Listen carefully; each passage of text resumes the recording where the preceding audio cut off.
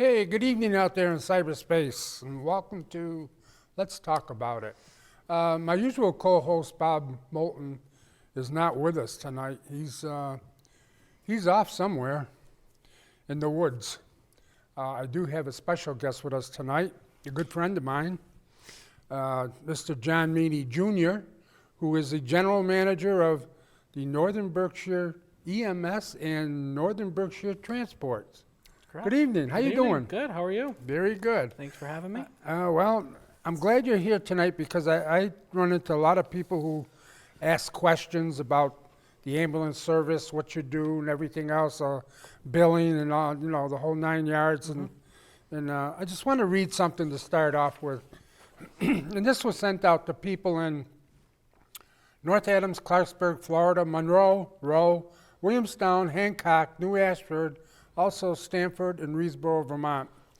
And it says, on January 1st, 2018, boy, it's been a whole year. Yeah, more than a year. Wow. Yep. No, it'll be 2 years. Yeah. Be Time 2 years. flies. Time flies. North Adams Ambulance and Village Ambulance Service merged into a single nonprofit service, Northern Berkshire EMS and Northern Berkshire Transport, respectively. This merger created a strong financial, responsible organization that provides the highest quality non-emergency medical transport and pre-hospital emergency medical care to North Berkshire, Southern Vermont. We are fortunate to have strong leadership, that's you, and skilled group of employees that make these services possible. With operations based in North Adams and Williamstown, and this says 98 employees. I think we topped 100, didn't we? Yeah. Yeah, we have 100 employees. We have. I'm reading this. It says 8 ambulances. We have how many? So we do have 8 ambulances. We have 8 chair vans. Then we have 2 support vehicles. And we also have a rehab unit. And a rehab unit. Yes. And we do approximately, according to the paper, 15,000 calls annually. Now, these calls are not all emergency calls. They're not all calls that we go out for a car wreck or accidents or something, but there's a lot of them that if you need to go to the doctors, have no one to take you, and you can call the Northern Berkshire Transport, I want to say North Adams all the time, Northern Berkshire Transport, and arrange for a ride. Yeah, so we have, there's 2 divisions of the company, Northern Berkshire EMS, Northern Berkshire Transport.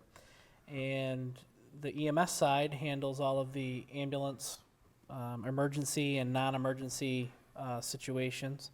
The transport division handles chair van calls, so people that are wheelchair bound, ambulatory patients that necessarily can't go in a vehicle but need to go and be monitored in an ambulatory van. So we have both options available. The 15,000 calls is a combination of 10,000 EMS runs and about 5,000 chair van runs a year. So that's where we come up with the 15,000 calls annually. So That's a lot of calls. yeah, it is. It keeps Sure is. it keeps all of those vehicles and our personnel extremely busy on a daily basis. Now, we do have, and I keep saying we because for those of you who don't know, I am on the board of directors of the ambulance services. We have 2 offices, one in North Adams basically, and one where Village Ambulance was, and there is ambulances over there, plus there is the chair vans are over there. So the aren't they? chair van division is based out of the Williamstown station, and we have our main company operations out of the North Adams station. But we we occupy both locations. There's ambulances at both locations, so we're able to respond in an expeditious manner from no matter where you are. So. And one of the things that amazes me, I know when I was working, I had like 21 people working for me, and I only had to take care of one shift. But Yeah. you have 100 people working, and you have 24/7 you have to cover. Yep. Is that kind of hard balancing everything out like that? I mean, I No, know you've it's been doing it for a while, but Extremely challenging. No, It's extremely challenging. Is it? You know, a 24/7 operation. Just the logistics of having 24/7 readiness is difficult and costly. It's costly. So, you know, we're always constantly, you know, maneuvering the schedule around to meet the demands of the communities that we cover.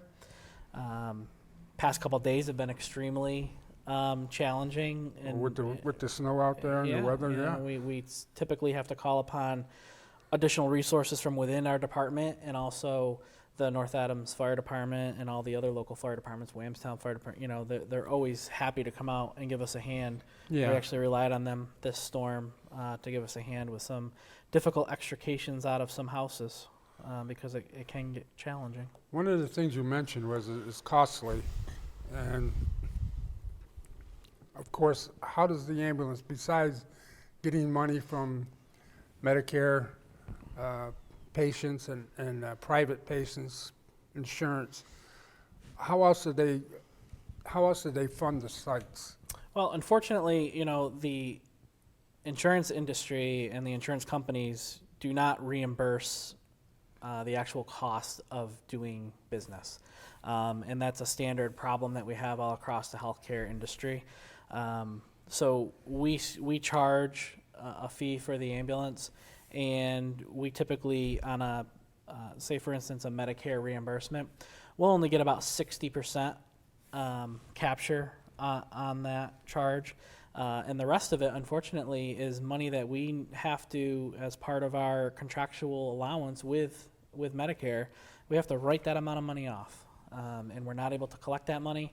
And we, unfortunately, in most instances, it leaves you at a deficit, you know, when you're running a lot of these calls. So we rely heavily on donations. We also have alternate modes of revenue, such as training. We offer EMT training, so we take in some revenue there. But we try to do these things to offset what we're not able to capture on the insurance side of things. And unfortunately, the insurance companies are getting more and more rigorous on what they will and will not pay for. So it makes it difficult. Yes, I understand. I understand that. Also, the reimbursement from the insurance companies. If somebody does not have insurance, what they're supposed to have insurance, it's a complete write-off, isn't it? In most instances, you know, we don't capture a lot of that revenue for somebody that is underinsured or not insured at all. Right. It ends up being about 10 to 12% of our runs, the self-insured, or not self-insured, but uninsured. So, yeah, we do have that population as well. And another way that we obtain some revenue is with our annual fund drive, and that's coming up shortly, isn't it? Yeah, we're actually in the process of getting the mailing together now. It's taken a little bit longer this year. We're trying to really finalize our mailing list. We had a little bit of snafu last year with our mailing list, and we want to make sure that our mailing list is complete and accurate. So we're spending a little additional time making sure that that's accurate, because we did get some feedback last year that a lot of people didn't receive the mailing. Well, the we mailing. had that problem in the, not so much the hill towns, but in Hancock and New Ashford, because we went off the voting list or something, or they didn't have a... Unfortunately, the shared zip code problem always becomes an issue. So, like the 01247 for Clarksburg and North Adams in Florida, that Okay. becomes challenging. All right, yeah. And then you have the same zip code for Lanesboro and New Ashford, that becomes challenging. So, And Florida has 3 zip codes. and Florida has the Drury zip code as well. The Charlemont, Drury, Yes. So and Florida. Yeah, it becomes a problem. it does. But But we're trying to get that straightened out so that everybody receives the letter and has the opportunity to support our operations. And just to put the letter out itself, the mailing and the printing, the cost of putting the letter out itself is astronomical. I don't want to go into it, how much it costs to put this thing out, but I was shocked. I was shocked when for mailings, for having the letter printed up, because we don't print them at the office. It's there's just too many. much. It's There's too too much volume. much, You yeah. know, you're sending Yeah, out you send out about like, 12 to 15,000 letters, you know, and it gets costly. yeah. Yeah. And approximately, what percentage of the people send back donations? Is it a high percent, middle, low? No, it's, I mean, it's a low percent, but it's standard with any typical solicitation of that type. So typically around 10% return. 10%. And I'm always getting questioned, and one of the questions always is, well, I'm a member of the ambulance because I donated Yeah. the $40, is it? $40 to $50, Yeah. whatever they $50. Yep. 50. So my ride should be free. Yeah. Well, Unfortunately, there are laws surrounding that, and we're not able to just simply because somebody donates to us simply write that amount of money off. We do have programs in place where if somebody does have a hardship or they do need assistance or more time, payment plan, whatever the case may be, we can set that up. It's a simple one-page form that's filled out, and we pretty much can work. We work with anybody. You know, we never want to discourage anybody from calling the ambulance. right. We're here to help. You know, our motto is "There when you need us," and that's true. We are there when you need us, regardless of whether your ability to pay.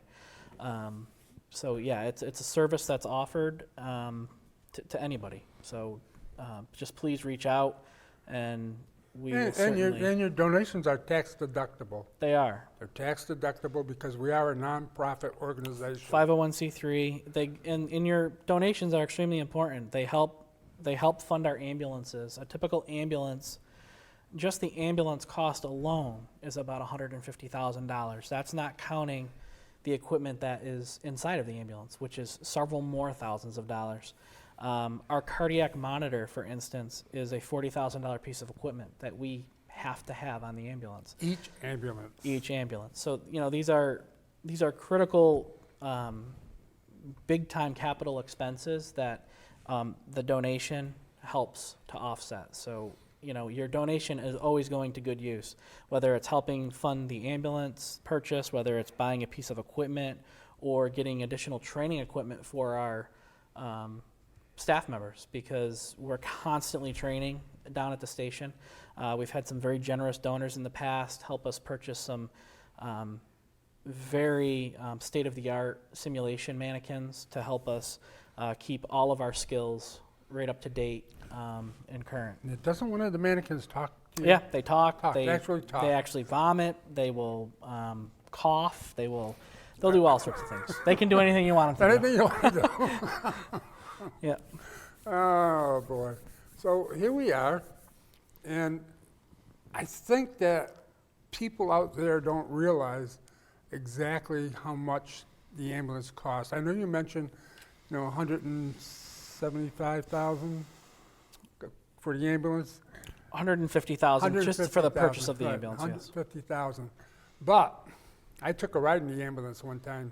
I had to go to Bennington Hospital, and I was amazed. Because I never go into the ambulances and check it out. I was amazed, and when I was in there, can I mention who it was? Sure. Yeah, Stephanie. Stephanie was there, and I kept asking Stephanie, what does this thing do? That's the monitor for your heart and stuff. Yep. That's a $40,000 unit. Now, granted, when we get a new ambulance, we don't have to buy a new monitor. We take the monitor out of the one that we're getting rid of and put it in the new one. Right. However, things electronically wear out, space out, broken. We have to replace it. Yeah, I mean, the just as an example, the cardiac monitor has a lifespan of anywhere from 10 to 15 years. We're at the 10-year mark now. You're at the, So right, we're in the process of looking at, okay, what's going to be the replacement plan? What are we going to do to cycle some of these units out? And that's where those donations come in extremely handy. The other thing that we've been very successful with over the years, we have a terrific grant writer right in house, AJ Amalio Giacino, who's the assistant and operations manager, and he writes, for all sorts of equipment. We've received hundreds of thousands of dollars in Does a grant good job. funding Yep. to help fund some of these things. But unfortunately, that grant funding is starting to dry up over the past several years. We've noticed it's become extremely competitive, and it's very difficult as budgets become constrained. And it's difficult. And that funding usually is federal funds. So, anytime that there's, a cut somewhere, unfortunately, they make cuts where I don't think they should be making cuts. I know, they make cuts all the time. I can remember way back when, I'm saying way back when, I don't know what year I got on, but it was 10 years ago. 11 years ago. Yeah. We went to a process of ordering, I remember the original was a backboard with Velcro straps on for decompression, compression, Oh, for CPR. CPR. Yeah, we for did. We used a Used- Zoll device. and that, we got a used one for $15,000. $15,000. Yeah. And then we saw something at one of the shows, Yep. Lucas Lucas. system. Yep. The Lucas Lucas devices. system, which is far more advanced, easier for the people to do. So when you have two people on the ambulance service and one's driving, they hook you up on the Lucas system, and it's like a plunger, like a bathroom plunger almost, Yep. that Gives chest keeps the compressions. compression going, so they have their hands free to do anything, give you injections, everything else. Yep. It's amazing. We do have open house once a year, and there's not too many people that come down sometimes. I was amazed when I did a video with AJ about these systems, and that's where I got introduced to the mannequins, Yep. what they do and everything else. And I was simply amazed. And when they took me inside the ambulance and showed me stuff, I mean, it just blew my mind how much money is involved in one of these ambulances. Yeah, and it's really state-of-the-art equipment. People don't truly understand unless you utilize the service, and hopefully you don't have to. But if you do, we're there for you. But it's really like an emergency room on wheels. It is. There's it is. there's Well, a when you're lot hooked of up, when you get to the hospital, they have all the information ahead of time. You're in direct contact with the hospital that you're going to. Yeah, we call in. We're actually in the process now of starting to be able to transmit some of our cardiac monitor information. So when we do a 12 lead on your heart and evaluating you, we're going to be able to send that electronically, whether it's to Berkshire Medical Center, or if we're transferring you to Bay State where you're going for a cardiac catheterization. We can actually transmit that data real time to the cath lab that's waiting for you in Springfield and have Wow. that information real time. So this is all stuff that we continually advance year after year, and some of the stuff is just absolutely amazing. So you think they're watching us down at the station? Oh, I don't know. There's no ball game on tonight. No ball game. They're probably busy on calls. Well, if you're not at the station, but if you're home and you do want to call in, the number's on the bottom of the screen, 664-4408. And I don't know what that LTAI is, but it's there. Anyway, Paul is our direct. For Let's Talk About It. Oh, let's talk about it. Hey, it took me a while to figure that out. Thank you, Paul. There you go. There you go. That's the way it runs tonight. 664-4408. If John cannot answer your question, we always have Phil here. Phil's our backup. But if you have a question about the ambulance service, anything, give us a call here at the station, and we'll be happy to talk to you. At least John will be happy to talk to you. Of course. Of course. Of course. So now where do we go from here? A little bit about the transport division. So, Yeah, a lot of people don't know about the No. transfer. In fact, it was new to me. it was something that we took on at the merger with Village Ambulance. It was a division of Village Ambulance at the time of the merger, and it was a great opportunity to just continue what was already a great service that was established, because I didn't realize this until we really started getting into the discussions, but there truly is a transportation need in this area, and I don't think people quite understand how bad it is, for some people to actually get around. So we provide that transportation, wheelchair vans, as I said earlier, ambulatory vans. Angela Swistak, who is our director of that division, she does an absolute fabulous job. She is, great to work with. She'll answer any questions that you may have. And we're typically, if you have a question or you're wondering if you're eligible for this service, just call us. You can call the Chairvan division. It's 413-458-9831. And you'll get connected with more than likely Angela or somebody else who's answering for her that day. And they'll be able to walk you through the process. We're able to transport people that have Mass Health for insurance. We do private arrangements, private pays. We also have a contract with the BRTA, the Berkshire Regional Transit Authority, so we do a lot of the BRTA runs locally, at least in North County. And we also, as part of that division, we handle the student transportation for Williams College. So all the students that need transportation to and from doctor's appointments, pharmacy runs, things like that, we take care of that for the college students as well. So it's really an invaluable service for How about- yeah, for the people. college, yeah, it is a valuable service. But how about a private person needs to go down and pick up a prescription Yeah. or the doctor's got that? Yep. Do we go down and pick it up, or we take them down and pick it up? No, they would go down and pick it up. They will go down, okay. Yep, they would go down and pick it up. But yeah, it's a great service, and it's every year it's expanding. We actually last year bought 2 additional vans because the demand was so great. Wow. Yeah. It makes it and it's nice because we're able to toggle between EMS and the ambulatory chairvan. I thought I heard the phone ringing, but probably somebody calling. Hey, we do have a call. Hello, let's talk about it. Yes, I want to say hi to John. He was the soda boy at the Elks. Yes, I was. That was at least 40 years ago. That was my first job. So Yes, yes.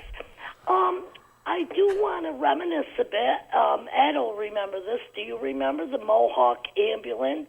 They're tearing the building down. In fact, and the owner of the Doug Mohawk, Crozier. the owner of the Mohawk ambulance is still on the board with us. John Lou is still a member of the board of directors of the North Berkshire Ambulance EMS. But when I was a kid, it was John Bob Crozier that used to drive it. That's when they called them meat wagons. yep. Okay. Wait a And minute, how another old? No, never mind. I don't want to ask you how old you are, but I know. 66. Paul knows me. I'm 66. 66? Yes. You're just a kid. Yeah.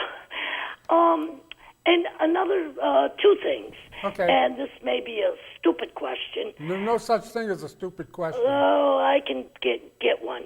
When the ambulance takes off, why do they wait until they get close behind a car before they put the sirens on? Well, it's really dependent on the situation. So we typically try to not run the sirens as much as possible because that kind of elevates things for both the providers and the patient.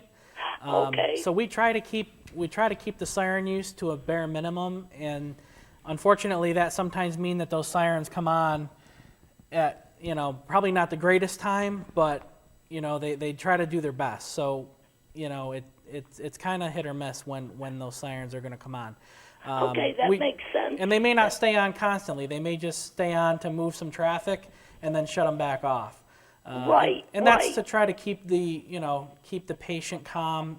Typically when somebody hears sirens in the background and they're in the back of the ambulance, You're riding in it. they think, a lot of times they think they're dying, you think and they're that worse. might not be the case. We're just trying to get them there expeditiously but safely. So I hope that answers your question. Yes, it does, because I often wondered, especially driving, then all of a sudden, I mean, I know you should be looking out, you know, whoa, got to pull over, but Well, there's that a- does make sense.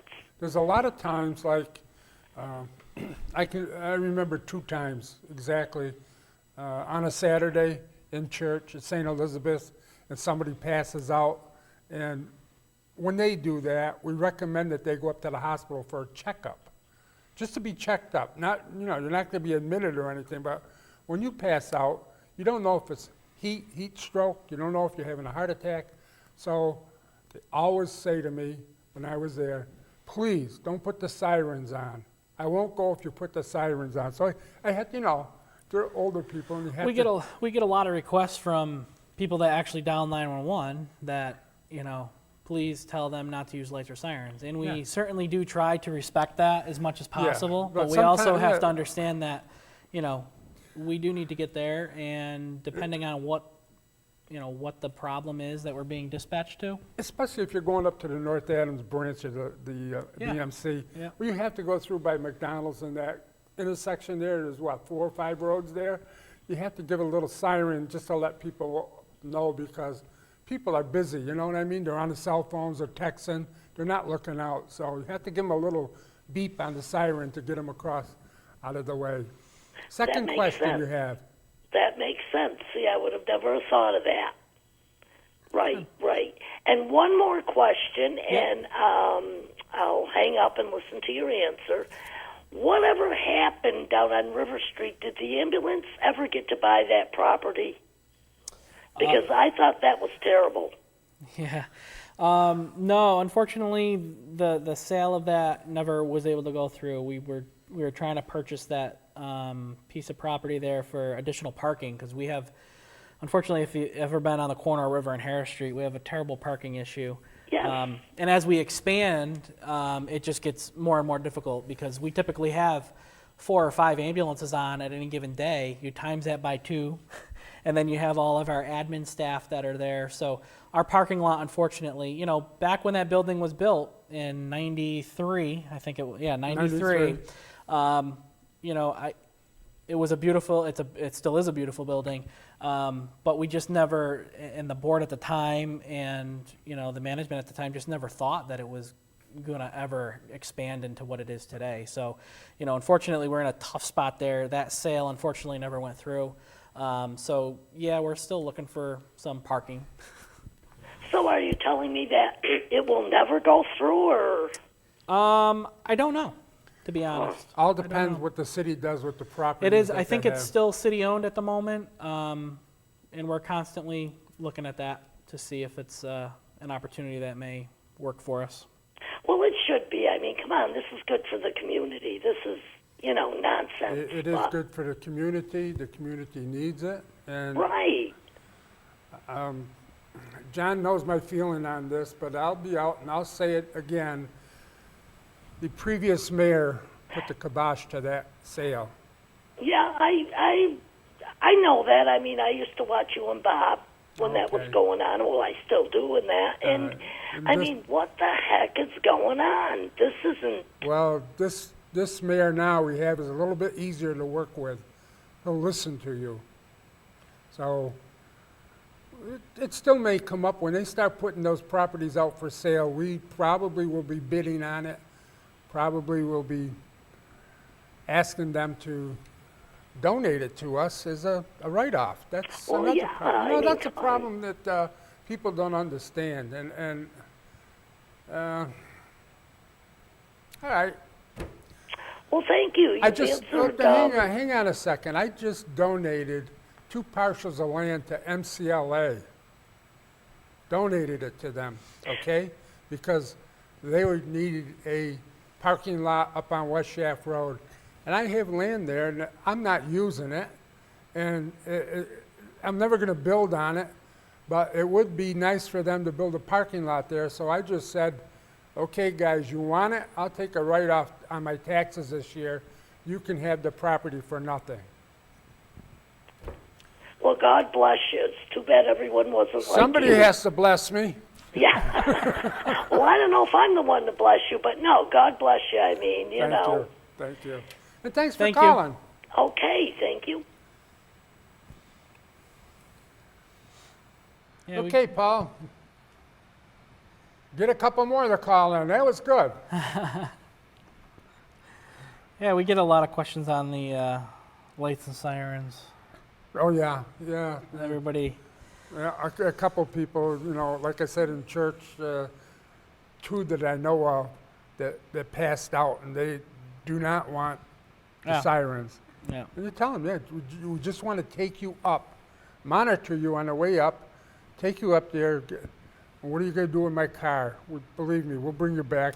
I'll come up and get you and bring you back. Unfortunately, a lot of people Yeah. don't realize, somebody may think, oh, just passing out, not a big deal. When really, as you were describing earlier, there's a lot of different scenarios that, could Oh, be yeah. causing you Yeah, to pass out. Yeah, you don't It pass could be a out for heart nothing. problem. It could be a stroke. It could be just diabetes. It could be a whole bunch of things, and you just need to be evaluated. Go to the hospital, be evaluated, and make sure that it's not something more serious. Yeah. And I know it's huge. It's a huge inconvenience for people. They don't like going. Nobody likes to go to the hospital, but unfortunately, you got to do it. So it's. I didn't like to go, but my daughter said, "You go, Dad," because. So my wife says, "Well, I'll drive him up," and my daughter says, "You will like heck. He's going up by ambulance to be safe and be sure." And Yeah, they did. We definitely urge people to call 911. For anything that you deem is an emergency. You're having chest pain, having trouble breathing, dizziness.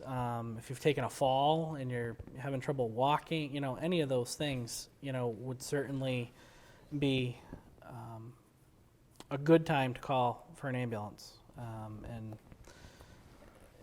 head up and get checked out. And the other thing is, if we arrive on scene and you determine that you don't want to go, you have every right Not to go. to refuse, Yeah. transport. And, we don't advise that. We typically, our motto is usually if we're being called, our motto is to bring you to, get you to the hospital, get you to definitive care. But that's obviously not always the case. We do a lot, part of our EMS division, we do a lot of assists, lifting assistance. So people that have taken a fall at home where they are not injured, but they need assistance getting back into a chair or into bed or whatever the case may be. And we take care of that, and we do that, and there's no charge for that. That's something that we do just as a courtesy to the communities that we cover. So it's all good stuff. It's, people walking around the studio here. So now, I can bring up a time where we provided assistance to the Vermont State Police up in Reedsboro. Okay. Did we have the ATV then, the snowmobiles, or what? Or what happened? I know When was this? Because we do this a years lot. ago, a couple years Yeah. ago, 3 or 4 years ago. Yeah. They had a hunting accident up there. It was Yeah. a fatality, and we Oh, had to go up. Yeah. Yeah. Yeah, we're constantly working in conjunction with, the local fire departments, Vermont State Police, Mass State Police. We all work very well. We're very fortunate in this area. We have a great emergency management team, so we're always going out there and assisting, and we're utilizing resources from multiple departments. So not any one department can be ready for every single incident. So it takes us, as a team to get it to work and to utilize the equipment that, say for instance, the North Adams Fire Department, they have the utility vehicle that we can use. We use that during all of our special events. I know North Adams Fire, they also have the snowmobiles that we can deploy and get them to where we need to go. A lot of times we end up on Mount Greylock with them, Yeah. So, yeah. but we do. We have a great team. We have a great working relationship with all of those departments, and really, it's a great thing that we have going in northern Berkshire County. So, and we always have. It's And the teamwork that you mentioned, response, where you're with the fire department, police Yep. department, is called what?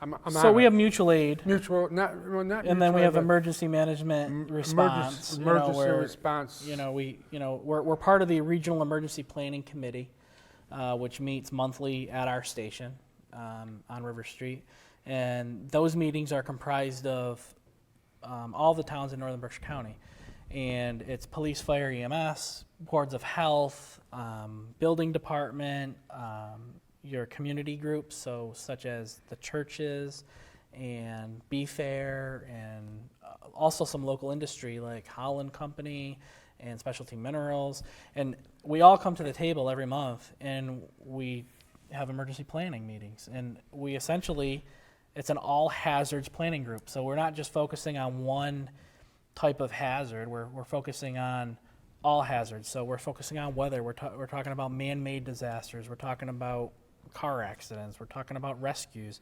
So all those things that we can be faced with on any given day, we try to pre-plan these things. We try to have a plan in place. We have these agreements in place so that down the road, it's just much easier. And it's a lot easier working with somebody that you meet with on a monthly basis than showing up on scene and not knowing who the heck they are. Who they are, right? So, we get these relationships and Then these the- agreements in place so that we can function and just do great things, and that's what we do. And it goes out to all of our crews. I mean, honestly, without them, none of it would happen. We have a great team down there, great fire departments. The paid guys, the volunteer guys, police officers. We all work very well together, and That's good.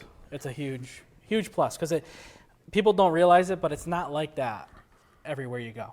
I've been to other places in the country. I've done quite a bit of traveling, both for consulting and traveling for the ambulance service. And it's not always this way across the country. Unfortunately, you have egos and, power trips, with certain areas and certain departments. And we just don't have that here. No. It's great. No, the police department, fire department, and us, it's like one big brotherhood. Yeah. And we're in a unique situation because we're a private nonprofit ambulance service. We're not part of the municipality, and a lot of people don't understand that. They think we're part of the municipality and that we're tax funded and things like that. We are not tax funded. We are not part of the municipality. We're a private nonprofit service, and it's unique because not everywhere that's set up like that, and we still have the ability to work with people and do great things. So That's nice. That's very good. And we also do once a year we do a mass disaster attack or something, or have volunteers that come down mass and lay down casualty and- incident. Yeah, so we typically will have a mass casualty incident drill at least one a year. Sometimes we do multiple in a year, but they're smaller drills that are not huge, large-scale drills. We're actually due for one pretty soon. I think we're going to win a smaller one with Berkshire Health Systems, where we'll do a couple different things. When the weather gets a little nicer in the spring, It's easier. we typically do a larger scale drill where there may be we may have a bus accident or a hazmat incident, and that just gives us a great opportunity to really test all facets of the response. So police, fire, EMS, integrating that with the hospital, integrating that with the community, and how we react and how we work through those scenes. And the training is invaluable. I mean, that you got to have that. Are people trained in hazmat, or is that strictly fire department? So we have hazmat awareness Awareness. at our level. Yeah, Operational level is the fire department. fire department. So, we have the awareness piece where, we can certainly identify, and we have our DOT books, and, we know what those hazards are. Some of our people are cross-trained to be able to assist the fire department, and typically those are people that are, fire service background. So Okay. they may be a full-time firefighter, on for their day job, and then they're working for us part-time. We try to utilize them in that manner so that they can, certainly help us if we need that assistance on a scene. So, I know I once was, yep. once upon a time, It's a lot of training that goes into the hazmat stuff. pardon? There's a lot of training that goes into the hazmat stuff. I did 2 weeks of schooling every year. Yeah. Just for after I got my license, just to keep it up. Yep. It's not like anything else where you get a license and it goes for 5 years. It's every year, 2 weeks of training, and I mean full training. And every 2 years, we have to, as EMS providers, every 2 years, we have to recertify. So during our 2-year period, we have to meet minimum requirements in different categories throughout the 2 years in order to be able to recertify when our card expires. So every 2 years, everybody's keeping up their skills. It allows us to, stay fresh and learn the new and upcoming things. And that's, it's good. And, the other thing is we have three levels of certification. So we have the paramedic level, which is the highest level, Highest, which, you can, paramedics, deliver electricity, they can shock your heart, they can deliver medications, use advanced airways, anything that that you see on TV or in the emergency room, essentially, they can do in the field. We have advanced level, which is the middle level, and they can give some medications, they can start IVs, and assist with some airway adjuncts as well. And then we have basic level, which they can provide basic level splinting and, transportation and CPR, certified in CPR. We're all certified in CPR, but all different levels. And, the nice part is they're really starting to increase the level of care for each level. So our basic EMTs, they are doing things now that they were never able to do. So even at the basic level, they're still able to deliver some medications at the basic level now, which is huge. And so every year, the state of Massachusetts slowly comes out with new protocols. And we're regulated through the Department of Health, and they kind of put the marching orders and what the protocols will be, and we do that. So, CPR. yeah. You do give CPR courses for the general public. Yes, we do. So we have community CPR right down there at our station on Harris Street. We have a large training room there, so it makes it very easy to get people in there. So if you're interested, call. You can call our office number, which is 664-6680, and you'll want to ask for Lynn, and she'll be able to tell you when those classes are. So I'm laughing because when you mentioned the phone number, right? yeah, I've been calling for a year now, 663-6680. And I get in. that's why you come down. You That's drive why down. I drove down today and I said, what the heck? I called up and then I get an answering machine. I'm going, no, it can't be an answering machine. They got to answer their phone. So I drove down to see John this morning. That's funny. 664-6680. 664.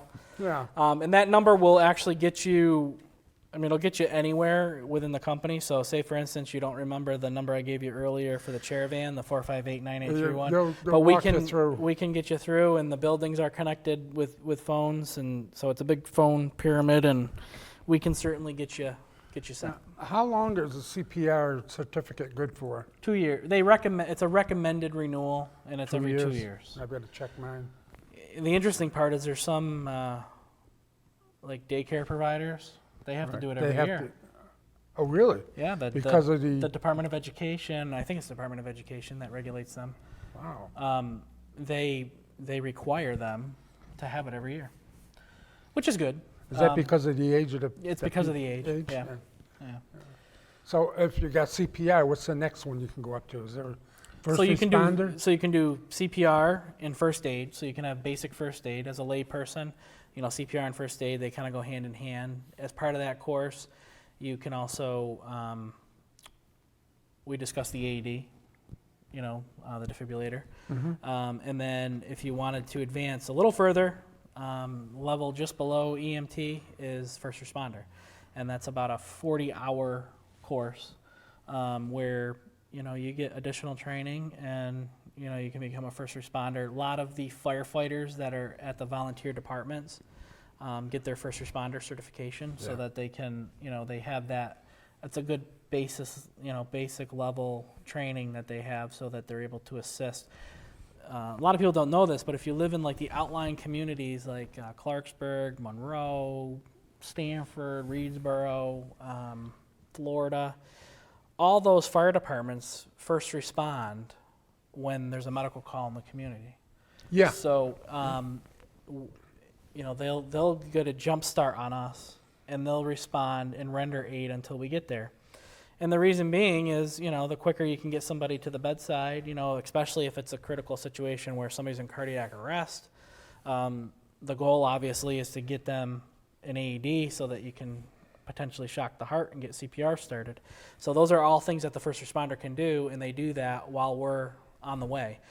It does take us a little bit of time to get up to those rural, remote locations. We also cover the town of Rowe, which on a good day takes us about 35 minutes. Yeah, and on then, a good day. And then you put a storm like we had yesterday, you're talking quite a response and a delay. And unfortunately, that's just rural America, and that's the system that we have. But those first responders are critical, and the assistance from the fire departments is critical. So Yeah. I've been out of work for, I'm going on 20 years next year. I retired.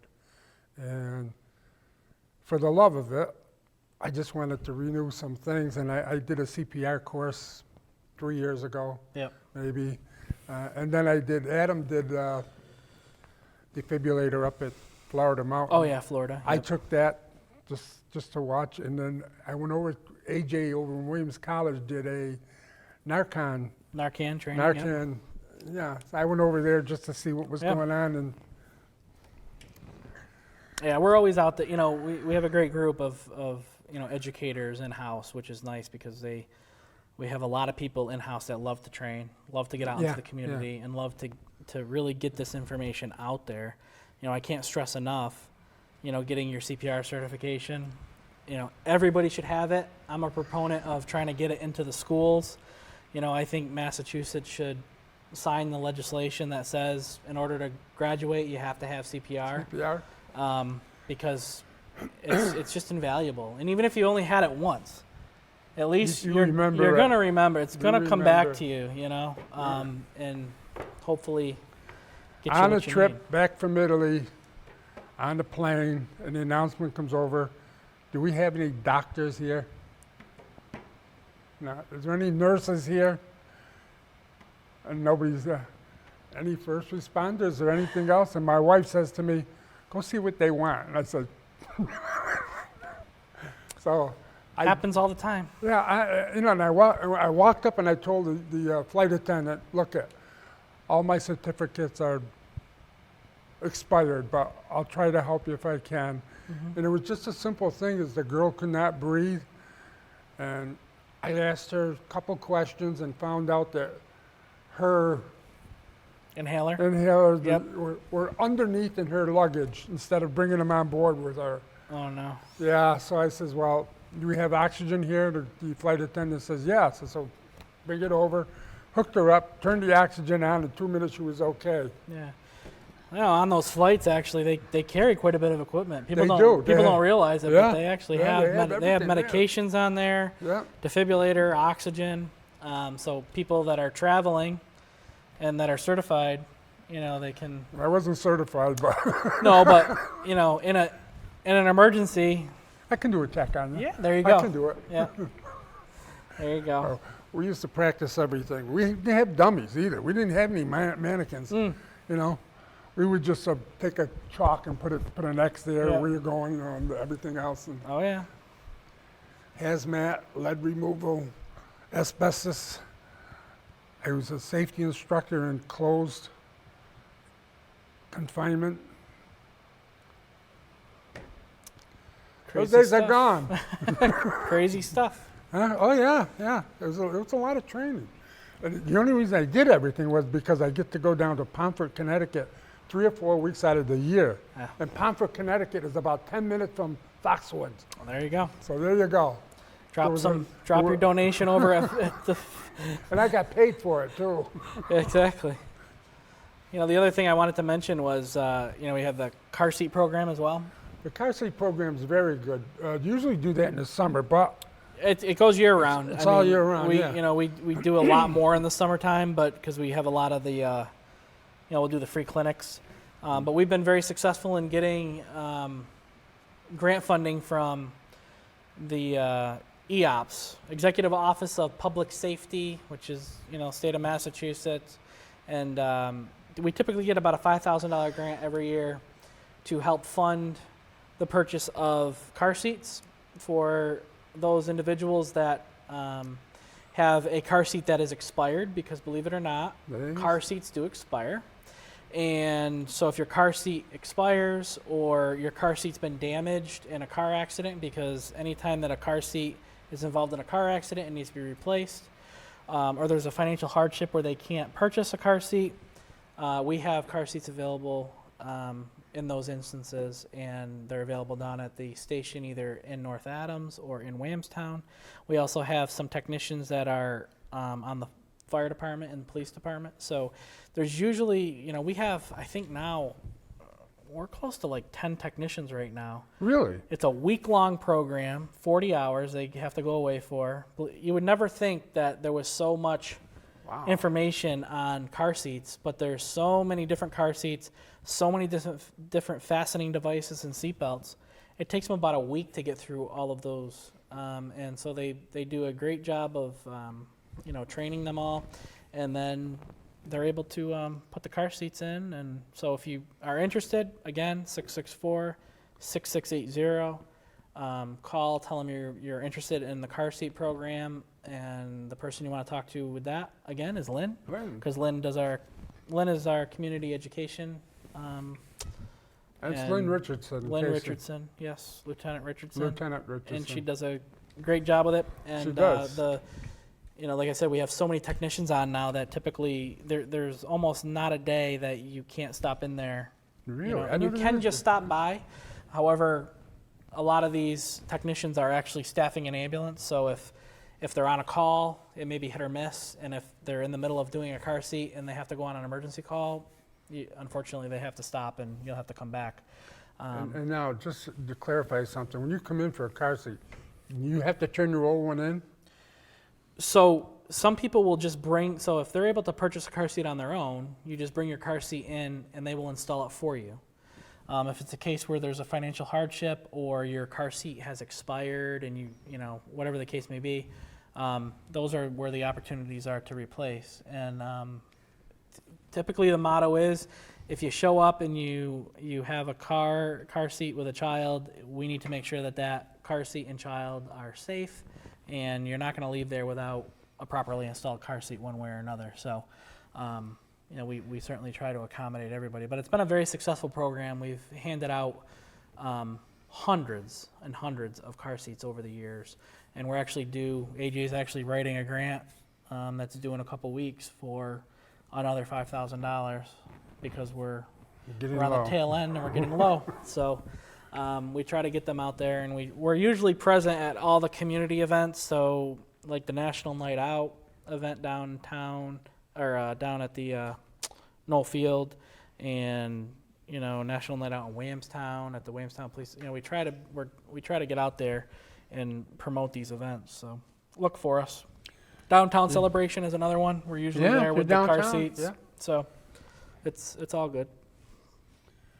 So now we're down basically under 5 minutes, which we thought maybe we'll have a 10-minute show tonight. And And then you get talking, and look what happens. I know it. It's a good thing.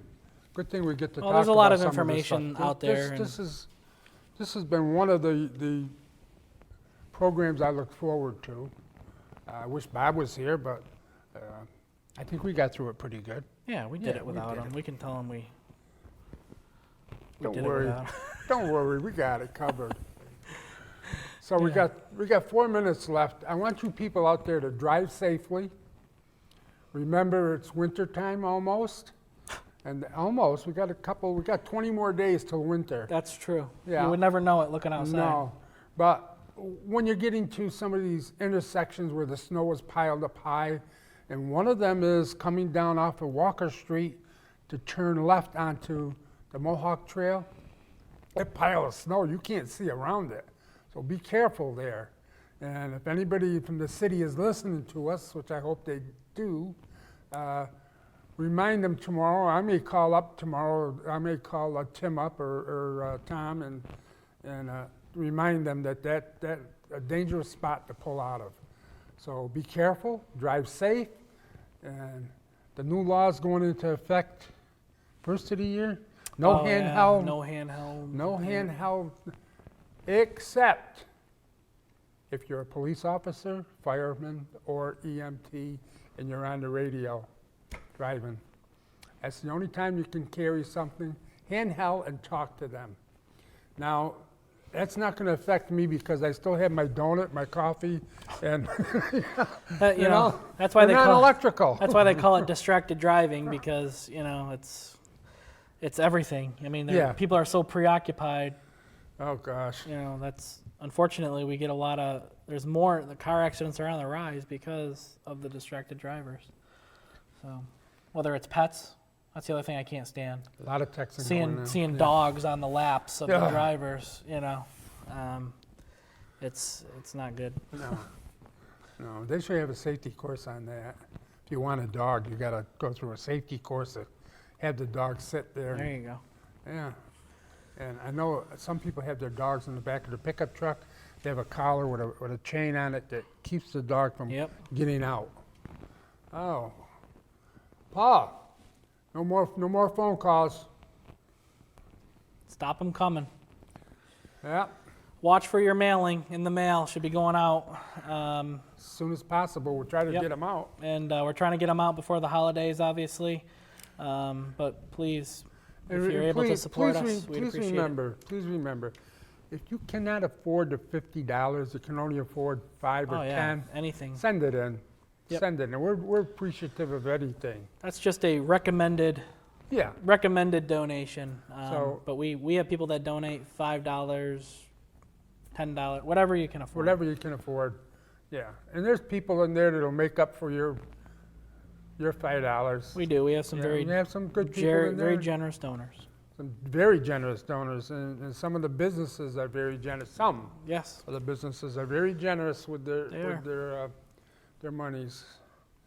Okay, we got 47 seconds. Anything you want to say goodbye? Say goodbye to the kids. Your kids are out If the there kids watching. are watching, hi guys. Hi guys. Hi Andrew. Andrew, Abby, Natalie Hi Abby. Hi Nat. should be getting ready for bed. Take a picture and put it on Facebook tomorrow, will you? Happy holidays. Merry Christmas. Yeah. Well, we'll Are you probably- back on before Christmas? We're on before Christmas. Oh. I'm on next week too. I'm on this Friday. Oh.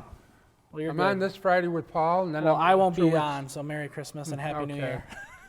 Well, well, stay safe out there and stay warm. Okay.